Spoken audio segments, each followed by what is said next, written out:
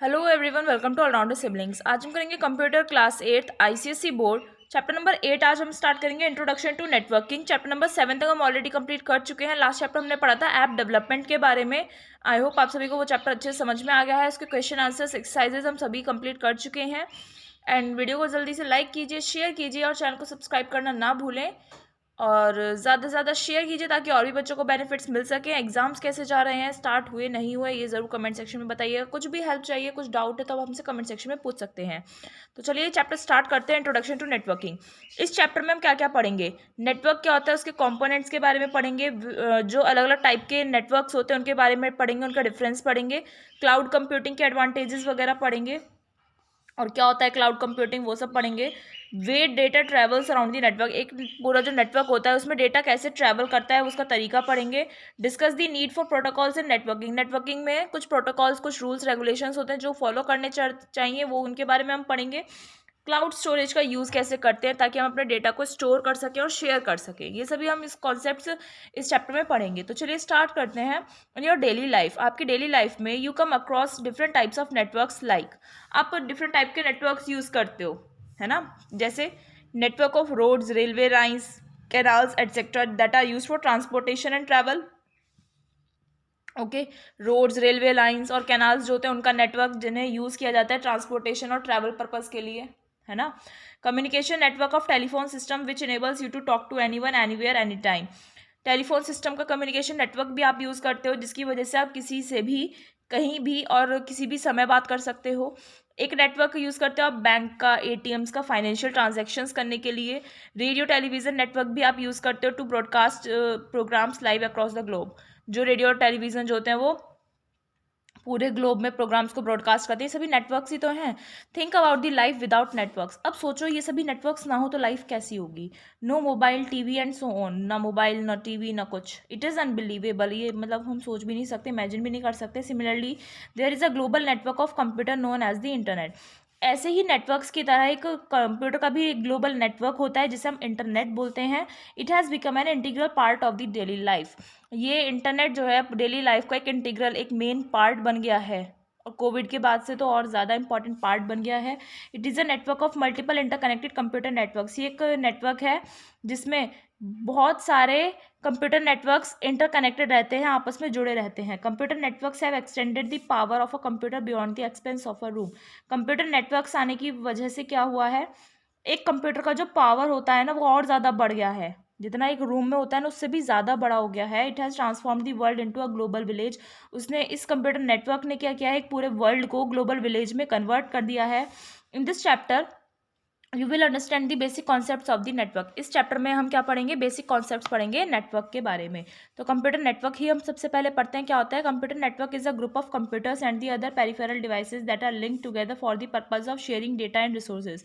Computer network एक group होता है कंप्यूटर्स का, क्या होता है, एक ग्रुप होता है कंप्यूटर्स का और दूसरे पेरिफेरल डिवाइसेस का जो आपस में जुड़े रहते हैं। किस लिए जुड़े रहते हैं, to share data and resources, data और रिसोर्सेज को शेयर करने के लिए, उसे हम बोलते हैं computer network. For example, if one of the computers in a network has a printer attach to it, then all the computers in that network can access the printer and use it to print the documents।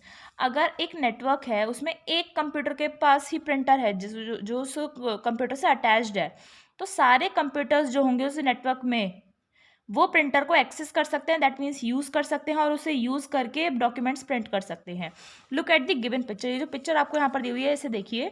Where computers A and B in a network can give the print command to the printer attach with computer C. ये computer ए है, ये computer B है और ये computer सी है, ठीक है। ये हब है यानी कि यहाँ से नेटवर्क जा रहा है और कंप्यूटर ए और कंप्यूटर बी, ये दोनों कंप्यूटर्स जो हैं वो प्रिंट कमांड कंप्यूटर सी को दे सकते हैं क्योंकि इसके पास प्रिंटर अटैच्ड है, तो इसे हम बोलते हैं पूरा computer network. Okay, I hope आपको कंप्यूटर नेटवर्क क्या होता है ये समझ में आ गया है। अब हम आगे बढ़ते हैं। The computers in a network can communicate with each other as well as work independently।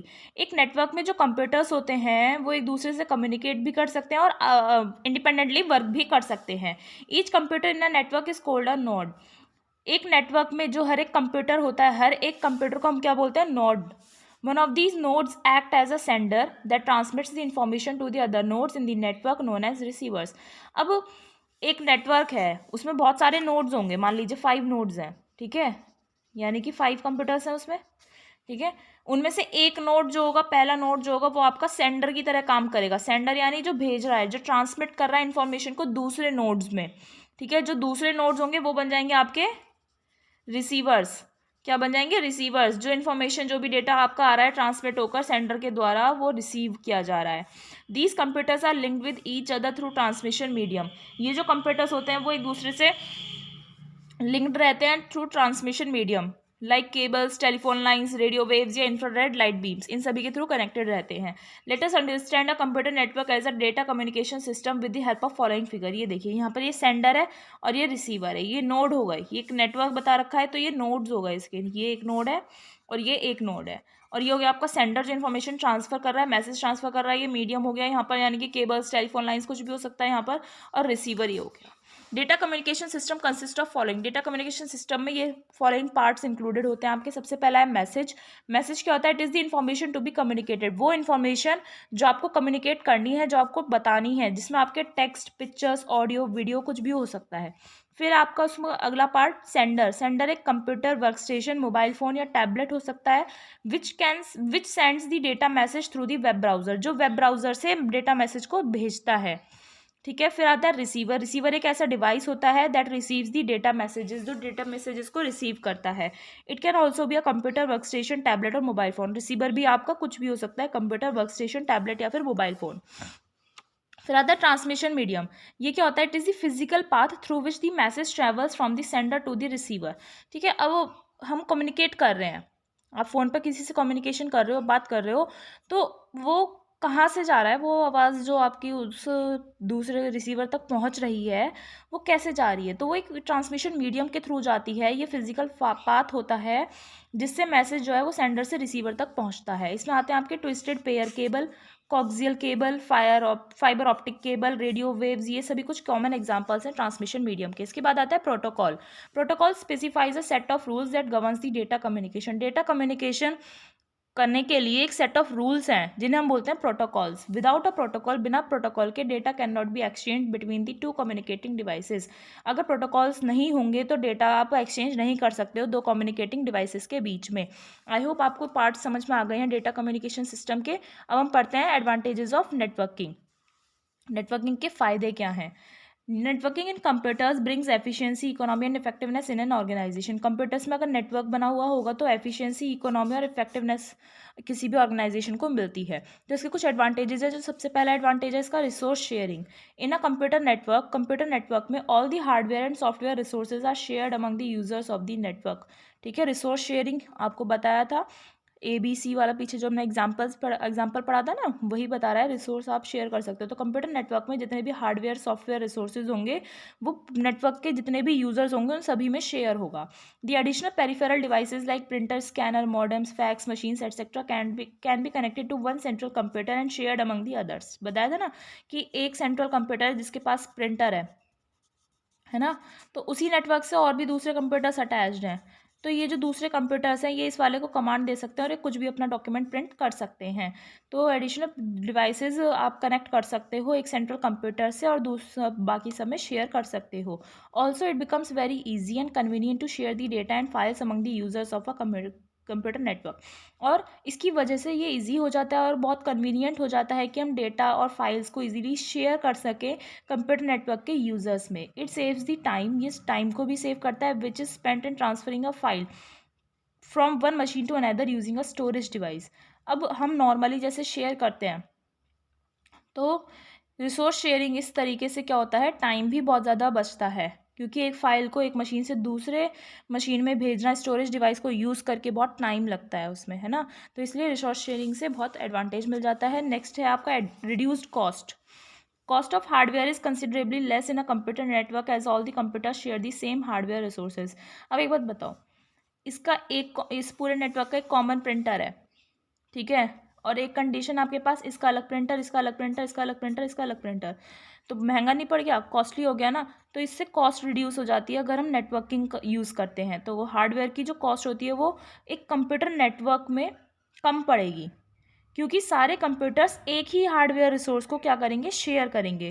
Software cost can also be saved by purchasing the software and licenses for the server and distributing them to the client। Software cost को भी ना आप बचा सकते हो। कैसे? Software purchase कर लीजिए और सर्वर के लिए लाइसेंसेस परचेज कर लीजिए और उन्हें क्लाइंट्स को आप डिस्ट्रीब्यूट कर सकते हो। इस तरीके से आप कॉस्ट रिड्यूस कर सकते हो। इसके बाद है increase storage capacity. As in a network, जैसे कि नेटवर्क में होता है, the users can store their files on remote computer so they get more space to store the data. जैसे एक नेटवर्क में होता है, यूज़र्स जो हैं वो अपनी फाइल्स को रिमोट कंप्यूटर्स पर सेव कर सकते हैं और उन्हें ज़्यादा स्पेस मिल जाता है डेटा को स्टोर करने का, तो स्टोरेज कैपेसिटी इससे इंक्रीज हो जाती है। नेक्स्ट है fast data transfer. Networking provides a facility to transfer the soft copies from one computer to other at a high speed. तो डेटा इससे जल्दी ट्रांसफर हो जाता है। नेटवर्किंग की वजह से एक फैसिलिटी मिल जाती है ताकि जो सॉफ्ट कॉपीज़ हैं वो एक कंप्यूटर से दूसरे कंप्यूटर में जा सके हाई स्पीड में से। Easy to take backup. Backup easily मिल जाता है। It is difficult to maintain regular backups on a number of stand alone computers. अलग अलग कंप्यूटर पे रेगुलर बैकअप मेंटेन करना बहुत डिफिकल्ट हो जाता है। You can set the server to take regular backup of the data automatically. तो networking होगी तो उसमें आप इजीली सर्वर को सेटअप कर सकते हो ताकि वो डेटा का ऑटोमेटिकली रेगुलरली बैकअप लेता रहे। Reduced data inconsistency. When multiple mismatching copies of a file are stored at different computers, it is called data inconsistency। Data inconsistency क्या होता है? जब बहुत सारी मिसमैचिंग कॉपीज़ जो होती हैं एक फाइल की वो डिफरेंट कंप्यूटर्स पर स्टोर हो जाती हैं तो उसे हम बोलते हैं data inconsistency. In a network में क्या होगा? द डिलीशन, मॉडिफिकेशन और updation of the files can be done at a single point only. अगर आपको एक ही फाइल में, अब देखो एक फाइल है, पहले आपने वो फाइल बना ली, सेव कर ली, सबको भेज दी, उसके बाद आपने उसमें कुछ डिलीट करना है, कुछ मॉडिफाई करना है, कुछ अपडेट करना है ना, तो उसकी बहुत सारी कॉपीज़ बन जाती हैं, अलग अलग बन जाती है, फिर उसमें बहुत ज़्यादा कन्फ्यूजन क्रिएट होता है। तो इसके लिए नेटवर्क में क्या होता है, एक ही सिंगल पॉइंट पर ही वो सेव्ड रहती है। वहीं पर आप अगर आपको कुछ डिलीट करना है, मॉडिफाई करना है या अपडेट करना है तो आप एक ही पॉइंट पर कर सकते हो, which reduces data inconsistency and brings in more efficiency, और मोर एफिशिएंसी लाता है। Reduce redundancy. रिडंडेंसी क्या होता है? Data redundancy means the duplication of data at multiple places. बहुत सारी जगह पर एक ही डेटा डुप्लीकेट कॉपीज उसकी नहीं बनती हैं। Computer network helps in reducing data redundancy by providing a central server to store the data. समझ में आया? कब क्या बोल रहा है? डेटा रिडंडेंसी मीन्स होता है कि अलग अलग जगह पर डेटा का डुप्लीकेशन हो जाना। तो कंप्यूटर नेटवर्क की वजह से डेटा रिडंडेंसी क्या हो जाती है? रिड्यूस हो जाती है, क्योंकि उसे सेंट्रल सर्वर मिल जाता है, एक ही पॉइंट पर सारा डेटा स्टोर्ड रहता है। The client computers can access the data whenever required by sending a request to the server. जो क्लाइंट कंप्यूटर्स है, ठीक है, एक तो हो गया आपका सेंट्रल कंप्यूटर, बाकी की जो अलग है ना उन्हें हम क्लाइंट कंप्यूटर्स बोलते हैं। तो क्लाइंट कंप्यूटर्स जो है उस डेटा को ले सकते हैं जब भी उन्हें ज़रूरत है। उसमें क्या करेंगे? वो एक रिक्वेस्ट भेजेंगे सर्वर को, यानी कि मेन सेंट्रल वाले कंप्यूटर को, कि हमें ये डेटा चाहिए, तो वो प्रोवाइड करेगा। Next, increase security. Computer network में users enter their IDs and passwords for authentication to access the data and files. Computer network में यूजर्स जो हैं वो अपनी आईडी और अपने पासवर्ड्स डालते हैं ताकि सेफ रहें आपकी डेटा और files. Only authorised users are allowed to access the hardware and software resources. सिर्फ ऑथराइज्ड जो आपके एक्चुअल यूजर्स होते हैं ना, उन्हें ही अलाउ किया जाता है कि वो हार्डवेयर और सॉफ्टवेयर रिसोर्सेज को यूज़ कर सके। It is the duty of network administrator to adopt preventive measures to protect the networks from all potential security threats. ये ड्यूटी होती है नेटवर्क एडमिनिस्ट्रेटर की कि वो प्रिवेंटिव मेजर्स ले ताकि सारे नेटवर्क्स को जितने भी सिक्योरिटी थ्रेट्स होते हैं उनसे बचाया जा सके। ये कुछ एडवांटेजेस होते हैं नेटवर्किंग के। अब हम टाइप्स पढ़ लेते हैं। नेटवर्क के टाइप्स होते हैं depending on the geographical area covered by a network. एक नेटवर्क जो है वो कैसे जियोग्राफिकल एरिया में आता है उस पर डिपेंड करते हुए वेरियस टाइप्स होते हैं कंप्यूटर नेटवर्क्स के जो वर्ल्ड वाइड यूज़ करे जाते हैं। वो हैं आपके, सबसे पहला है लोकल एरिया नेटवर्क, जिसे हम लैन बोलते हैं। इन लैन में क्या होता है?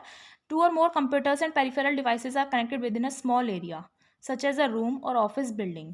लैन में 2 या 2 से ज़्यादा कंप्यूटर्स या पेरिफेरल डिवाइसेस को कनेक्ट करा जाता है स्मॉल एरिया में।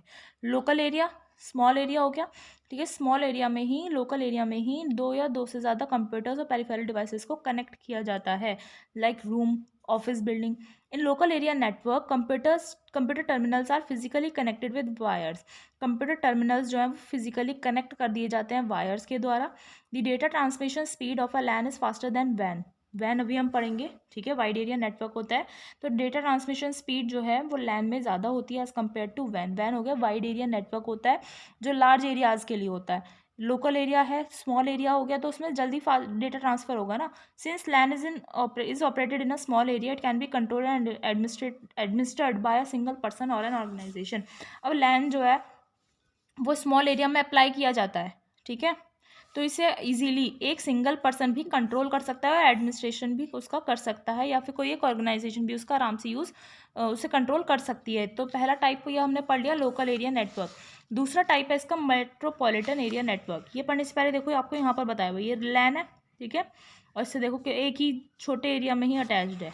अब ये मेट्रोपॉलिटन एरिया नेटवर्क क्या हो गया, MAN is a larger network than LAN, इससे बड़ा है. It is spread across a city, ये पूरे सिटी में फैला हुआ था. मेट्रोपॉलिटन नाम से ही समझ में आ रहा है. Since it covers an area of few hundred kilometres in a city, it is called metropolitan area network. इसे मेट्रोपॉलिटन एरिया नेटवर्क इसलिए बोलते हैं क्योंकि ये एक ऐसे एरिया को कवर करता है जो एक सिटी के 100 किलोमीटर्स को ये कनेक्ट करता है. The most common example of MAN is the city cable network और branches of a local bank in a city. Most common example क्या है मैन का, सिटी केबल नेटवर्क या फिर ब्रांचेस जो होती हैं लोकल बैंक की एक ही सिटी में, है ना. तो ये आपको बता रखा है मेट्रोपॉलिटन एरिया नेटवर्क. तो मैन है main building, manufacturing, shipping and receiving, ये सब हो रहा है. फिर आता है आपका थर्ड, वाइड एरिया नेटवर्क, जिसे हम WAN वैन लिखते हैं. This type of network connects two और more computers located at distant places. Wide area just opposite है लोकल का, जो दूर के शहर आपके दूर के जो नेटवर्क्स आपके कनेक्टेड रहते हैं उन्हें कनेक्ट करता है ये, ठीक है. दो या दो से ज़्यादा कंप्यूटर्स जो आपके दूर दूर प्लेसेस पर लोकेटेड हैं उन्हें कनेक्ट करता है. They are linked by communicating facilities, वो कम्युनिकेटिंग फैसिलिटीज़ के द्वारा कनेक्ट किए जाते हैं, जैसे टेलीकम्युनिकेशन या satellite signals. Van consist of a number of interconnected lens and mains. Van में बहुत सारे लैंस और मैन्स इंटरकनेक्टेड रहते हैं, जैसे आप यहाँ पर देख रहे हैं. इट कैन बी पब्लिक और प्राइवेट नेटवर्क, ये पब्लिक भी हो सकता है, प्राइवेट नेटवर्क भी हो सकता है. Wide area networks are often set up with leased telecommunication lines. Wide area networks को हम जो सेटअप करते हैं वो लीज्ड टेलीकम्युनिकेशन लाइंस से सेटअप करते हैं. Usually lease lines are used by companies to connect geographically distant offices. Usually lease lines जो होती हैं ये उन्हें यूज़ करती हैं कंपनीज, ताकि वो उनके जो दूर दूर के ऑफिसेज हैं उन्हें कनेक्ट कर सके. इसका बेस्ट एग्जांपल है internet network of bank, cash dispensers, telecom system, ठीक है. अब आता है इसके बाद पर्सनल एरिया नेटवर्क. क्या, personal area network. It is a computer network, ये कंप्यूटर नेटवर्क होता है which is mainly created for an individual person, जो इंडिविजुअल पर्सन के लिए ही बनाया जाता है. It is use for communication among devices like laptops, mobile phones, personal digital assistants और स्मार्टफोन्स, ठीक है. इसे यूज़ किया जाता है ताकि अलग अलग डिवाइसेस में कम्युनिकेशन हो सके, जैसे laptops, mobile phones, personal digital assistants और smartphones. It can either be wired और वायरलेस. ये वायर्ड भी हो सकता है, वायरलेस भी हो सकता है. It generally covers a range of less than 10 meters, that means 30 feet. ये जो पर्सनल एरिया नेटवर्क होता है ये 10 मीटर्स की रेंज को ही कवर करता है. You can use these networks to transfer the files, ठीक है. आप इस नेटवर्क का यूज़ कर सकते हैं ताकि आप अपनी फाइल्स को ट्रांसफ़र कर सकते हैं, जिसमें emails, calendar appointments, digital photos and music, ये सभी आप ट्रांसफ़र कर सकते हो. इसके बाद आता है आपका cluster area network. Cluster area network को आप कैंपस एरिया नेटवर्क भी बोल सकते हैं. ये एक नेटवर्क होता है which consist of a series of small lens. इसमें स्मॉल लैंस होते हैं. क्या होते हैं, स्मॉल लैंस होते हैं और स्मॉल जोग्राफिकल एरिया में, लाइक कॉलेज कैंपस. तो इसे हम बोलेंगे cluster area network which covers an area smaller than man. और ये जो कैन होता है ये मैन से थोड़ा कम एरिया कवर करता है. तो ये टाइप्स होते हैं आपके नेटवर्क्स के.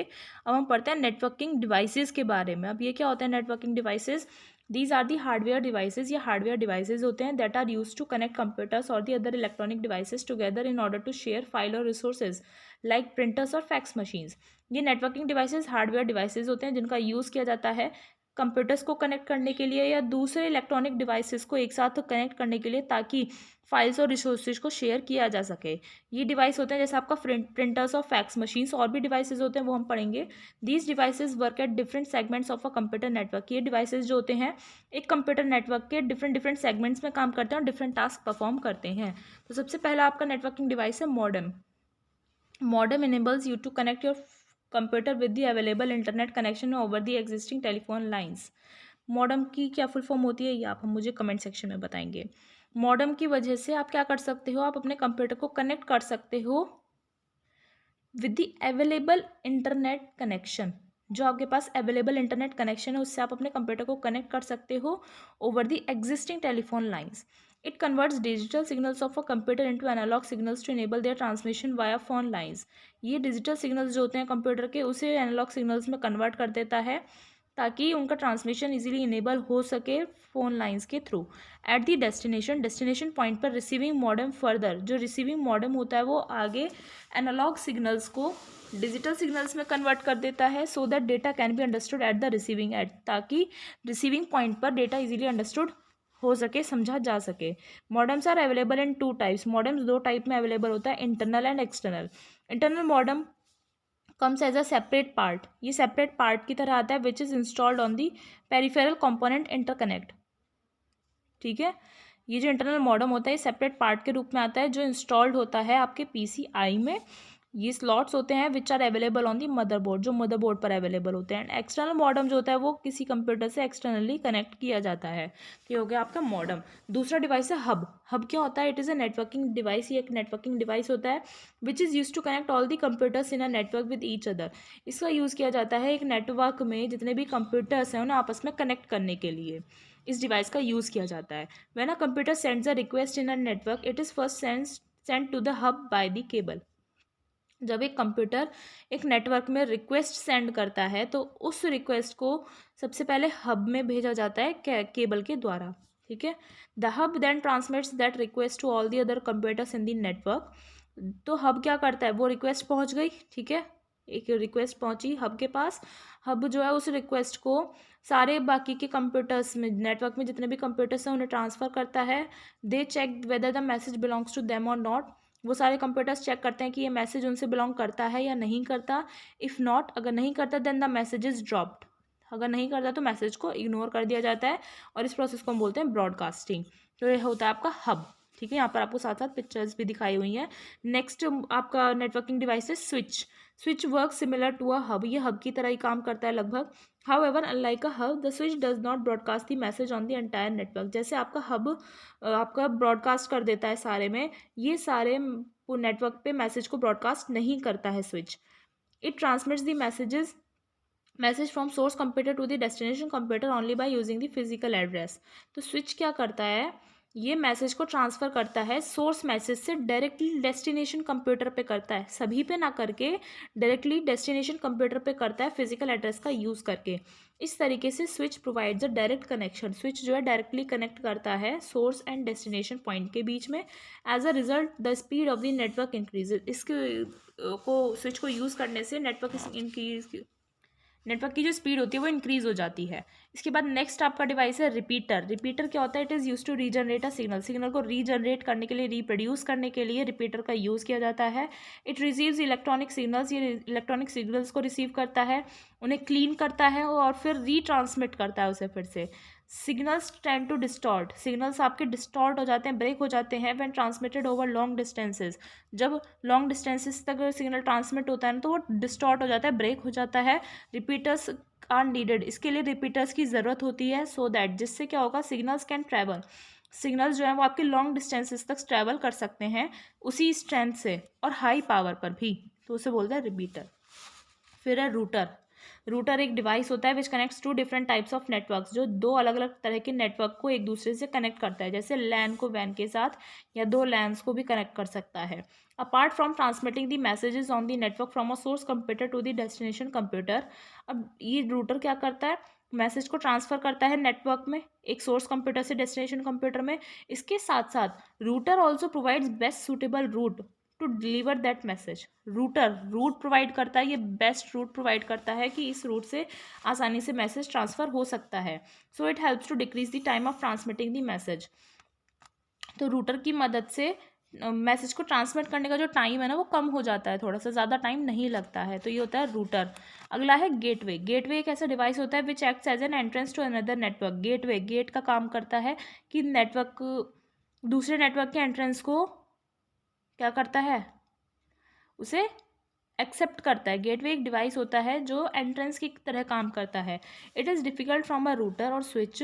ये थोड़ा सा स्विच और रूटर से थोड़ा डिफिकल्ट होता है, सॉरी डिफरेंट होता है, because it communicates using more than one protocol to connect a bunch of networks. तो क्योंकि ये जो कम्युनिकेट करता है ना गेटवे, वो एक प्रोटोकॉल से ज़्यादा, मतलब एक प्रोटोकॉल से बंच ऑफ नेटवर्क्स को कनेक्ट करता है ये gateway. It is basically a shared connection. ये बेसिकली आपका शेयर्ड कनेक्शन होता है लैन और वैन के बीच में। It works as the messenger agent. ये मैसेंजर एजेंट की तरह काम करता है, which takes data from one system.